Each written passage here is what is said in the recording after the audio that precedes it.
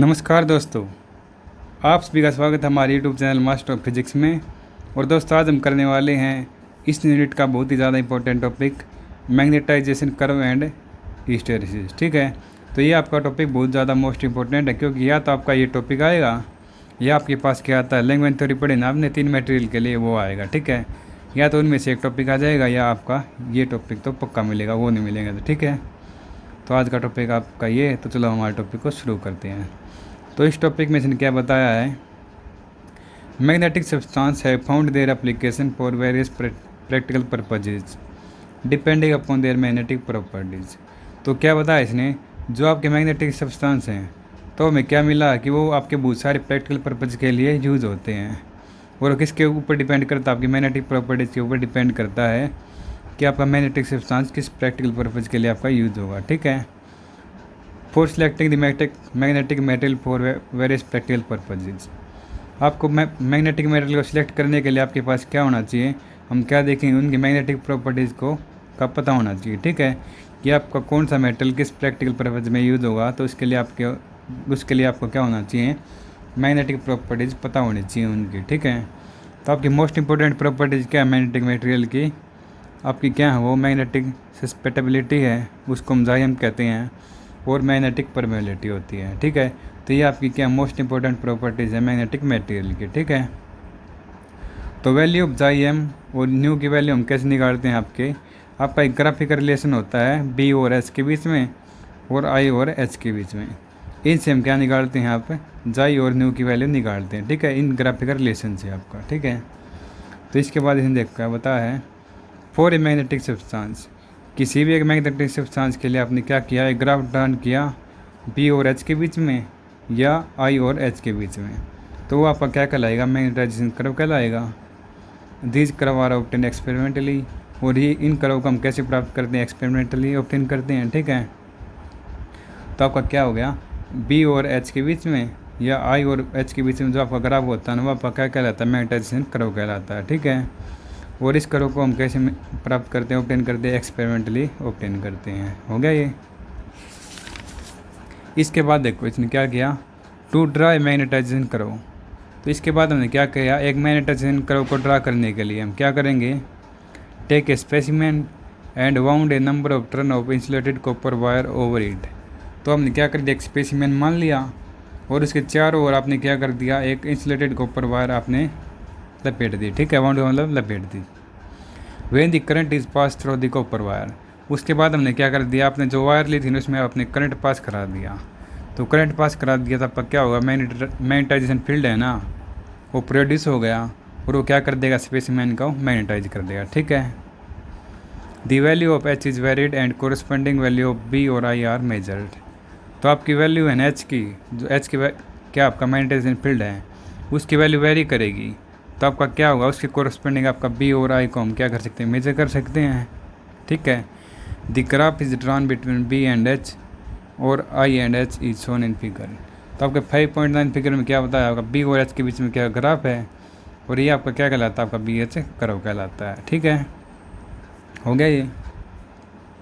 इसके बाद देखो इसने क्या किया, with an increase in the value of H from O to G. तो हमने क्या किया, ओ टू जी तक आपने क्या किया, एच की वैल्यू आपने इंक्रीज की। ठीक है, तो एच की वैल्यू आपने ओ टू जी इंक्रीज करी, तो आपका क्या होगा, बी की वैल्यू आपकी क्या आ गई, ओ टू ए आ गई। ठीक है ना, दिखा रखा, the value of B increase from O to A corresponding to point A. आपके पॉइंट ए के कोरस्पॉन्डिंग आपका क्या हो गया, बी की वैल्यू आपके पास क्या होगी, मैक्सिमम होगी, और इस पॉइंट के ऊपर आपका स्पेसमैन क्या करेगा, आपका सैचुरेशन को एक्वायर करेगा। ठीक है, हो गया। तो हमने क्या कर दिया, आपने एच की वैल्यू इंक्रीज कर दी ओ टू जी, और ओ टू एच की वैल्यू इंक्रीज होगी आपकी, तो आपका क्या होगा, मैग्नेटाइजेशन फील्ड भी इंक्रीज होगा, मतलब बी की वैल्यू भी इंक्रीज होगी आपकी। ठीक है, तो बी की वैल्यू इंक्रीज कहाँ तक होगी, ए पॉइंट तक, ओ टू ए आपका क्या होगा, इंक्रीज होगा मैग्नेटाइजेशन फील्ड, और इस पॉइंट के ऊपर आपकी बी की वैल्यू क्या हो जाएगी, मैक्सिमम हो जाएगी, और ये यहाँ पर आपका क्या करेगा, स्पेसमैन क्या कर देगा, सैचुरेशन को एक्वायर करेगा। ठीक है, इतना हो गया। With further increase in the value of H B remains constant. इसके बाद क्या बताया इसने, आप एच की वैल्यू और ज़्यादा बढ़ाओगे, तो और ज़्यादा बढ़ाओगे तो आपकी क्या होगी, बी की वैल्यू और ज़्यादा इंक्रीज नहीं होगी। ठीक है, आपका बी क्या रहेगा, रिमेन्स कांस्टेंट रहेगा, आप आप एच को चाहे और कितना ही बढ़ा लो, ठीक है ना। Now H is gradually decrease from G2O। इसके बाद क्या कर दिया आपने, एच को डिक्रीज किया। डिक्रीज किससे किया आपने, O2G आपने क्या कर दिया, डिक्रीज कर दिया ये, ठीक है। एच की वैल्यू आपने डिक्रीज कर दी G2O, तो आपकी वैल्यू है ना बी, वो क्या कर जाएगी, डिक्रीज कर जाएगी, but does not reduce to 0 at H is equal to 0। तो इसके बाद देखो इसने क्या किया है, आपने एच की वैल्यू डिक्रीज कर दी, G2 आप हो गई, तो आपका क्या हुआ, बी की वैल्यू डिक्रीज करेगी, लेकिन आपका एच 0 हो जाएगा ना, यहाँ पर आपका एच 0 हो गया, लेकिन आपका क्या हुआ, बी की वैल्यू कुछ वैल्यू हो गया, आपका ये 0 नहीं होगा, ठीक है। और ये आपका क्या कहलाता है, some residual magnetisation represented by OC। तो OC आपका क्या करता है कि इस स्पेसिमेन में आपका क्या एक मैग्नेटाइजेशन करो बच गया, मतलब मैग्नेटाइजेशन बचा हुआ है इसमें कुछ, ठीक है ना। तो OC आपका क्या रिप्रेजेंट करता है, आपका रिटेंटिविटी करता है, ठीक है। तो आपका रिटेंटिविटी क्या हो गया, आपका रिटेंटिविटी वो होता है जब आप क्या कर दोगे, आपका मैग्नेटाइजेशन फील्ड है ना वो आपका 0 हो जाएगा, तो उसमें आपकी बी की वैल्यू कुछ रेसिडुअल मैग्नेटाइजेशन रह जाता है, ठीक है ना। स्पेसिमेन में वो आपका क्या कहलाएगा, रिटेंटिविटी कहलाएगा, ठीक है। इसको हम क्या कह सकते हैं, रिमेनेंस भी कह सकते हैं। The retentivity is this characteristics of the magnetic material is different for different material. तो रिटेंटिविटी क्या होती है, आपकी मैग्नेटिक मटेरियल की कैरेक्टरिस्टिक्स होती है, और ये डिफरेंट मटेरियल के लिए डिफरेंट होती है, ठीक है। हो गया क्लियर। इसके बाद तो देखो इन क्या किया, now on increasing the value of H in reverse direction. इसके बाद क्या कर दिया इसने, ये आपकी एच की वैल्यू थी, आपने यहाँ तक 0 तक लिया थी, इसके बाद क्या कर दिया इसने, एच की वैल्यू डिक्रीज कर दी नेगेटिव डायरेक्शन में, ठीक है। यहाँ से आपने क्या लिया, यहाँ तक लिया आया, तो एच की वैल्यू आपने डिक्रीज कर दी, इंक्रीज कर दी रिवर्स डायरेक्शन में। तो आपकी वैल्यू अब भी क्या हो जाएगी, स्टार्ट कर देगी डिक्रीजिंग होना, और वो क्या हो जाएगी, it become 0 for certain value of H in reverse direction. तो आपकी क्या हो जाएगा, बी आपका 0 हो जाएगा रिवर्स डायरेक्शन में, और किसी भी वैल्यू के ऊपर, ठीक है। The magnitude of B become 0। तो आपकी the value of H is equal to OD। तो आपकी वैल्यू देखो, आपकी OD वैल्यू देखो, आपने O2D आपने डिक्रीज कर दी, ठीक है। एक सेकंड रुको, देखो इसने क्या बताया, आपने क्या करी, एच की वैल्यू आपने रिवर्स डायरेक्शन में इंक्रीज कर दी, तो आपकी वैल्यू ऑफ बी भी क्या करेगी, डिक्रीज करेगी, ठीक है। And it become 0 for certain value of H in the reverse direction. तो ये आपकी एच की रिवर्स डायरेक्शन में कोई वैल्यू होगी ना, उसके ऊपर आपकी बी क्या कर जाएगी, 0 कर जाएगी। The value of when the value of H is equal to OD। जब आपकी एच की वैल्यू क्या होगी, OD होगी, ठीक है ना, OD होगी, तो आपका क्या हो जाएगा, OD reverse direction, the magnitude of B become 0। तो जब आपका ये मैग्नेटाइजेशन फील्ड है ना O2D आएगा, तो यहाँ पर आपकी क्या हो जाएगी, बी की वैल्यू आपकी क्या हो जाएगी, 0 हो जाएगी, ठीक है। The value of H in reverse direction require to reduce the value of B to 0। तो आपने क्या कर दिया, एच की वैल्यू आपने डिक्रीज कर दी रिवर्स डायरेक्शन, मतलब इंक्रीज कर दी रिवर्स डायरेक्शन में, बी की वैल्यू 0 करने के लिए। तो ये आपका क्या कहलाया, आपका कोर्सिविटी कहलाया, कोर्सिविटी of the material and represented by OD। तो ये आपका क्या होगा, कोवर्सिव क्या कहते हैं उसको, कोवर्सिविटी हो गया, ठीक है ना, मटेरियल का। और ये किससे वो रिप्रेजेंट कर दिया आपने, ODC कर दिया, ठीक है। तो इसने क्या बताया, आपने एच की वैल्यू क्या कर दी, नेगेटिव मतलब रिवर्स डायरेक्शन में इंक्रीज कर दी, तो आपकी क्या होगी, एच की वैल्यू इंक्रीज करेगी रिवर्स डायरेक्शन में, तो आपकी बी की वैल्यू डिक्रीज करेगी। तो अब देखो बी की वैल्यू आपकी क्या आ गई, 0 आ गई, और किस पॉइंट के ऊपर आई, आपकी OD के ऊपर आई है एच की वैल्यू पे। तो आपका क्या हो जाएगा, बी आपका 0 हो जाएगा, जब आपका एच आपका OD होगा तब है। तो इसके बाद क्या बताया आपने एच की वैल्यू को रिवर्स डायरेक्शन में लिया, और क्यों रिड्यूस किया, ताकि आपका बी क्या हो जाए, 0 हो जाए। तो ये आपका क्या कहलाता है, कोर्सिविटी कहलाता है मटेरियल की, ठीक है। With further increase in H reverse direction. इसके बाद क्या कर दी, एच की वैल्यू रिवर्स डायरेक्शन में और इंक्रीज कर दी, ठीक है। तो आपका क्या हो जाएगा, बी की वैल्यू क्या कर जाएगी, इंक्रीज कर जाएगी अपोजिट डायरेक्शन में, ये और इंक्रीज कर जाएगी। और ये कब तक इंक्रीज करेगी, जब तक आपकी क्या है, its value become maximum at T। तो ये आपकी जब तक करेगी जब तक आपकी क्या हो जाए, मैक्सिमम वैल्यू ना हो जाए, ठीक है। On bringing H back to 0। तो इसके बाद क्या कर दिया आपने, एच को आप दोबारा से 0 पर ले जाएंगे, तो यहाँ तक आपने क्या कर दिया, एच की वैल्यू इंक्रीज कर दी थी।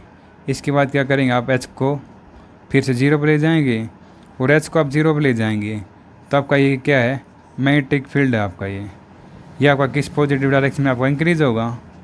और we reach back to the point A along the path EFLA। तो इसके बाद आपका क्या हो जाएगा, ये रिवर्स डायरेक्शन में आप इंक्रीज करेंगे तो आपका EFLA आपका वापस यहाँ पर आ जाएगा। ठीक है, हो गया ये क्लियर। इसके बाद देखो आपको बताता हूँ एक बार ठीक से। देखो इसने क्या किया, यहाँ पर आपका देखो एच की वैल्यू आपकी क्या हो गई थी, या आपने पॉजिटिव डायरेक्शन में इंक्रीज की थी, तो आपका क्या आ गया था, ए आपका क्या आ गया, सैचुरेशन पॉइंट आ गया था कि आपका यहाँ पर आपका क्या बी आपका मैक्सिमम रहेगा। और यदि आप एच को इंक्रीज करते रहेंगे तो आपका बी आपका क्या रहेगा, कांस्टेंट रहेगा। ठीक है, इसके बाद क्या कर दिया, एच की वैल्यू को आप क्या करो, डिक्रीज करोगे, मतलब एच को आप 0 पर ले आए। जब आपको एच को डिक्रीज करोगे तो आपका क्या होगा, आपका बी भी डिक्रीज होगा, लेकिन आप देखेंगे कि आपका बी आपका बिल्कुल 0 नहीं हुआ। इसकी कुछ क्या है, रेजिडुअल मैग्नेटाइजेशन, इसकी कुछ वैल्यू मतलब बी की। तो इसका मतलब क्या है आपका, जब आपने एच 0 कर दिया तो इसके अंदर क्या है, उसका मैग्नेटाइजेशन है कुछ है। तो ये आपका क्या कहलाता है, आपका वो क्या कहलाता है, वो रिटेंटिविटी कहते हैं इसको। ठीक है ना, ये आपका क्या हुआ, रिटेंटिविटी हो गया। इसके बाद क्या किया आपने, एच को रिवर्स डायरेक्शन में क्या किया, इंक्रीज कर दिया। तो एच को आपने O2D ले गए आप। ठीक है, डी पॉइंट के ऊपर ले जाएंगे आप, तो आपका देखो आपका क्या होगा, बी की वैल्यू 0 हो गई। ठीक है, तो बी की वैल्यू 0 होगी और आपकी एच की वैल्यू क्या आई, आपकी OD आई। ठीक है, तो इसके बाद क्या कर दिया आपने, एच को और ज़्यादा इंक्रीज कर दिया और एच को आपने और ज़्यादा इंक्रीज कर दिया, तो आपने क्या कहते हैं, डी से आप के लिए आई। और ये एच की वैल्यू जब तक आप इंक्रीज करो, जब तक कि आपका ये क्या है, रिवर्स डायरेक्शन में आपका बी आपका मैक्सिमम ना हो जाए। ठीक है, यहाँ तक मैक्सिमम हो गया। इसके बाद क्या कर दिया हमने, एच को वापस से 0 ले गई। एच को 0 ले जाएंगे तो आपका ये फिर से केस बन जाएगा कि क्या हो जाएगा, यदि आपका एच 0 हो गया तो आपका क्या, आपका बी 0 नहीं होगा, इसकी कुछ वैल्यू है। ठीक है, तो आपका देखो ये वापस इंक्रीज करें तो आपका क्या आ जाएगा, ए पॉइंट के ऊपर आ जाएगा। ठीक है ना, तो ये आपका क्या पाथ फॉलो करेगा, आपका EFLA करेगा। ठीक है, when the H change from G to O or to K and K to O then finally to O is called cycle of magnetization. देखो जब अपने O to G ले गए, ठीक है, मतलब एच को चेंज किया आपने, G to O किया, O to K किया और K से दोबारा आप K आए, O के ऊपर आए और फिर दोबारा आप G के ऊपर आए, तो ये आपका क्या कहलाएगा, साइकिल ऑफ मैग्नेटाइजेशन हो गई। ठीक है, the magnetic field intensity follow path ACDEFLA। तो आपका क्या पाथ फॉलो किया उसने, ACDEFLA। ठीक है, ये पाथ इसने फॉलो किया। It is clear from cycle of magnetisation that be always lag behind H. तो आपका साइकिल ऑफ मैग्नेटाइजेशन क्या क्लियर हुआ, आपका बी आपका हमेशा क्या रहेगा, एच से लैग बिहाइंड रहेगा। When the specimen is taken through cycle of magnetisation, जब आप क्या करोगे, स्पेसिमेन को साइकिल ऑफ मैग्नेटाइजेशन में लेंगे तब। ठीक है ना, the lagging of be behind H is called hysteresis. तो जो आपका बी का लैगिंग है ना, एच के बिहाइंड में, आपका क्या कहलाएगा, हिस्टैरिसीस कहलाएगा। एंड द क्लोज पाथ और लूप ABDFLA आपका क्या कहलाएगा, हिस्टैरिसीस लूप कहलाएगा। जो आपका यह है ना ABCDFLA, ये आपका हिस्टैरिसीस लूप होगा। और the shape of hysteresis loop is different for different magnetic material.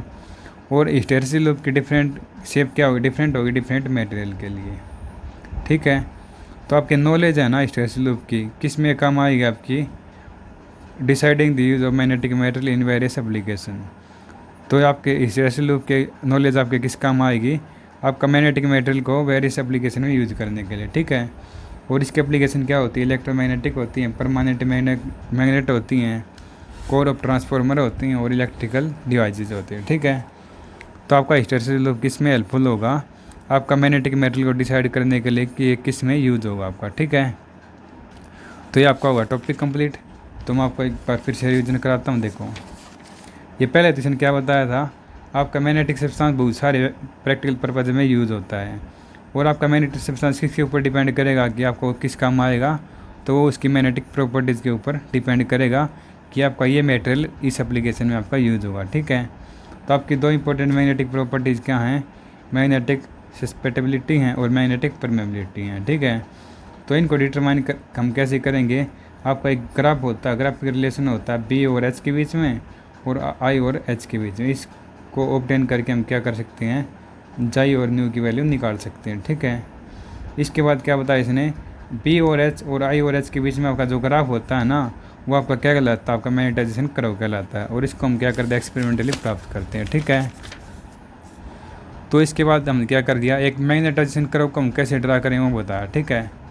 तो एक मैग्नेटाइजेशन कर्व को ड्रा करने के लिए हमने क्या किया, एक स्पेसिमेन ले लिया और उसके चारों तरफ आपने क्या कर दिया, इंसुलेटेड कॉपर वायर को बाउंड कर दिया, मतलब लपेट दिया, ठीक है। तो लपेट दिया, तो इसके बाद क्या कर दिया आपने, कॉपर वायर में आपने करंट पास कर दिया। तो करंट पास करेंगे तो आपका क्या हो जाएगा, जो मैग्नेटाइजेशन फील्ड होगा ना, जो प्रोड्यूस होगा, वो क्या कर देगा, स्पेसमैन को मैग्नेटाइज कर देगा, ठीक है। तो आपकी एच की वैल्यू जैसे जैसे वेरी करेगी ना, तो उससे आप क्या कर सकते हो, बी और आई की वैल्यू आप मेजर कर सकते हो, ठीक है। तो इससे आपका क्या आ गया, बी और एच के बीच में आपका ग्राफ होता है, या आई और एच के बीच में जो ग्राफ होता है ना, उसको हम क्या कहते हैं, बी एच कर्व कहते हैं। तो जो बी और एच के बीच में आपका ग्राफ क्या होगा, बी एच कर्व कहलाएगा, ठीक है। इसके बाद देखो इसने क्या कर दिया आपने, या इस एक्स एक्सिस में आपकी एच की वैल्यू है, यहाँ पर आपकी बी की वैल्यू है, ठीक है ना। तो आपने क्या कर दिया, एच की वैल्यू आपने ओ से जी तक ले गए आप, ठीक है। आपने एच की वैल्यू इंक्रीज कर दी, ठीक है। तो एच की वैल्यू इंक्रीज कर दी तो आपकी बी की वैल्यू भी इंक्रीज करेगी। तो आपकी बी की वैल्यू कहाँ से कहता है, ए से लेकर ओ से लेकर ए तक आपकी क्या होगी, बी की वैल्यू इंक्रीज हो गई, ठीक है। तो ए के ऊपर आपका क्या आ गया, मैक्सिमम वैल्यू हो गई बी की, ठीक है ना, होगा ये। आपने एच इंक्रीज किया ओ से ए तक, तो आपकी बी की वैल्यू इंक्रीज हो गई ओ से आकर ए तक। ए के ऊपर क्या, बी की वैल्यू आपके पास मैक्सिमम है, ठीक है। तो इसके बाद क्या किया, एच की वैल्यू और इंक्रीज की, तो इसके बाद और फर्दर इंक्रीज की, तो आपका क्या रहेगा, बी की वैल्यू आपकी क्या रहेगी, कॉन्स्टेंट रहेगी, क्योंकि यहाँ पर आपकी मैक्सिमम वैल्यू आ गई थी, ठीक है। तो ये और ज़्यादा इंक्रीज नहीं होगी बी की वैल्यू, बेशक आप एच की वैल्यू इंक्रीज कर दो पॉजिटिव डायरेक्शन में, ठीक है। तो इसके बाद इसने क्या किया, आपने G2O एच को डिक्रीज कर दिया। जब आपने जी से ओ तक आपने एच डिक्रीज कर दिया, तो आपकी बी की वैल्यू डिक्रीज करेगी। तो बी की वैल्यू आपने डिक्रीज करी तो आपकी यहाँ पर आ गई। तो आप यहाँ पर देखो एच की वैल्यू आपकी क्या होगी, जीरो हो गई, लेकिन बी की वैल्यू आपके पास जीरो नहीं हुई है। तो इसका मतलब क्या है आपके पास, कि स्पेसिमेन आपका अब भी मैग्नेटाइज है, ठीक है। तो जब आपका देखो एच आपने ज़ीरो कर दिया, तो आपके स्पेसिमेन में क्या है, कुछ रेसिडुअल मैग्नेटाइजेशन रह गया, और इसको हम क्या कहते हैं, आपका रिटेंटिविटी कहते हैं। तो आपका रिटेंटिविटी पता चल गया। जब आप एच को ज़ीरो कर दो, तो बी के अंदर आपकी कुछ वैल्यू रहती है, स्पेसिमेन के अंदर कुछ मैग्नेटाइजेशन रह जाता है, तो वो आपका क्या कहलाता है, आपका रिटेंटिविटी कहलाता है, ठीक है। तो इसके बाद क्या कर दिया आपने, एच की वैल्यू को रिवर्स डायरेक्शन में इंक्रीज कर दिया, मतलब इस साइड रिवर्स डायरेक्शन है ना, O2D ले गए हम, ठीक है। एच की वैल्यू आपने रिवर्स डायरेक्शन में इंक्रीज कर दी O2D, तो आपका क्या हो जाएगा, यहाँ पर बी की वैल्यू आपकी ज़ीरो हो गई। तो बी की वैल्यू ज़ीरो हो गई, तो ये आपका क्या हो गया, ये हो गया आपका O2D ले गया है, तो आपका क्या हो गया, बी ज़ीरो हो गया। तो इसके बाद क्या कर दिया इसने, एच की वैल्यू इसने क्या कर दी, और ज़्यादा इंक्रीज कर दी रिवर्स डायरेक्शन में। आपने और ज़्यादा एच की वैल्यू इंक्रीज कर दी रिवर्स डायरेक्शन में, तो आपका क्या हो जाएगा, मैग्नेटाइजेशन फील्ड आपका क्या हो जाएगा, इंक्रीज हो जाएगा, और आपका क्या आ जाएगा, ई पॉइंट आ जाएगा। और ई पॉइंट के ऊपर क्या होती है, आपकी मैक्सिमम वैल्यू होती है रिवर्स डायरेक्शन में, ठीक है। तो इसके बाद आप बेसिक एच को बढ़ाते जाओ, वो आपका क्या रहेगा, कांस्टेंट रहेगा। जैसे आपका ए की मैक्सिमम वैल्यू आ गई थी पॉजिटिव डायरेक्शन में, इसी तरह ए की वैल्यू आपके पास मैक्सिमम आ गई, ठीक है, के ऊपर। तो इसके बाद इसने क्या कर दिया, आपने क्या कर दिया, एच की वैल्यू आपने ज़ीरो कर दी। तो आपने एच की वैल्यू ज़ीरो कर दी यहाँ पर, तो आपकी एच की वैल्यू ज़ीरो होगी। तो आपका फिर से केस बन जाएगा कि इसमें कुछ रेसिडुअल मतलब इसमें कुछ मैग्नेटाइजेशन रह गया, कि आपने एच ज़ीरो कर दिया, तो आपकी बी की वैल्यू कुछ आ रही नेगेटिव डायरेक्शन में, तो ये आपकी क्या कहलाई, रिटेंटिविटी कहलाई। तो इसके बाद इसने क्या कर दिया, इसने वापस से हम क्या कर देंगे, एच को इंक्रीज करते जाएंगे, मतलब पॉजिटिव डायरेक्शन में। तो ये आपका क्या पाथ फॉलो करेगा, ये पहले पाथ फॉलो करेगा, ठीक है। तो इसने क्या बताया है, जो आप क्या करते हो, एच की वैल्यू रिवर्स डायरेक्शन में इंक्रीज रिड्यूस करते हो ना, बी को ज़ीरो ले जाने के लिए, तो वो आपकी क्या कहलाती है, कोर्सिविटी कहलाती है, ठीक है। उसको मोडी से रिप्रेजेंट करेंगे, देखो OD आपका।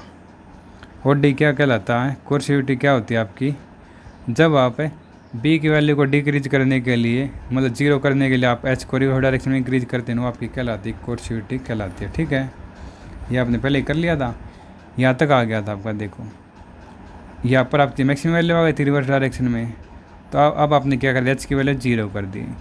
एच की वैल्यू जीरो कर दी तो आपका क्या, कुछ मैग्नेटाइजेशन की वैल्यू रह गई रिवर्स डायरेक्शन में, तो ये आपको ऊपर वाला केस बन गया सिंपल। तो हम फिर से एच की वैल्यू और इंक्रीज करेंगे पॉजिटिव डायरेक्शन में, तो आपका ये पाथ फॉलो कर जाएगा, वापस यहाँ पर आ जाएगा। फिर दोबारा करेंगे तो आपका फिर ये केस बन जाएगा, तो ये आपका रिपीट होते रहेगा। ठीक है, इस प्रकार से हो गया ये। तो अब देखो अब आपने क्या किया, एच की वैल्यू आपने क्या की, पहला तो ओ से जी आपने इंक्रीज करी, फिर आप क्या करके जी टू ओ ले गई, और फिर ओ टू के ले गई, और के बाद वापस आप ओ के ऊपर लाए, तो आपकी क्या रहेगी, देन फाइनली टू जी, तो आप लास्ट में क्या ले, जी पे ले आए, तो ये आपकी क्या कहलाएगी, मैग्नेटाइजेशन साइकिल कहलाएगी। ठीक है, जब आपने क्या किया, पहले एच को जीरो कर दी, एच की वैल्यू जी तक लेके आए, फिर वापस जीरो किया, फिर वापस के किया, फिर जीरो किया, फिर जी किया, तो ये आपकी क्या कहलाएगी, साइकिल ऑफ मैग्नेटाइजेशन कहलाएगी। ठीक है, तो आपका मैग्नेटिक फील्ड इंटेंसिटी क्या फॉलो करेगी, पाथ आपका ए सी डी ई एफ, ये आपका क्या करेगी, पाथ फॉलो करेगी। ठीक है ना, ये बी मैग्नेटिक फील्ड इंटेंसिटी आपका। ठीक है, तो इससे आपका क्लियर हो गया कि साइकिल ऑफ मैग्नेटाइजेशन है ना, वो क्या करेगी, आपका बी ऑलवेज लैग करेगा एच की वैल्यू को। ठीक है, तो साइकिल ऑफ मैग्नेटाइजेशन आपको क्या पता चला, आपका क्या बी है, आपका हमेशा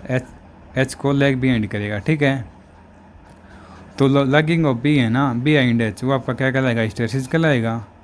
ठीक है, और जो आपका क्लोज पाथ होगा ना, वो आपका क्या कहलाएगा, हिस्टैरिसीस लूप कहलाएगा। ठीक है, और जो आपकी हिस्टैरिसीस लूप की शेप होती है ना, वो क्या होती है, डिफरेंट मैटेरियल के लिए डिफरेंट होती है। ठीक है, तो आपका हिस्टैरिसीस लूप की नॉलेज आपको क्या हेल्प करेगी, आपको ये डिसाइड करने के लिए हेल्प करेगी कि आपका मैग्नेटिक मेटल किस में आपका यूज होगा। ठीक है, तो इसकी बहुत सारी एप्लीकेशन होती हैं, जैसे इलेक्ट्रोमैग्नेट होती है, परमानेंट मैग्नेट होती है, कोर ट्रांसफार्मर होती है, और इलेक्ट्रिकल डिवाइसेज होती है। ठीक है, तो ये आपका टॉपिक होगा कंप्लीट।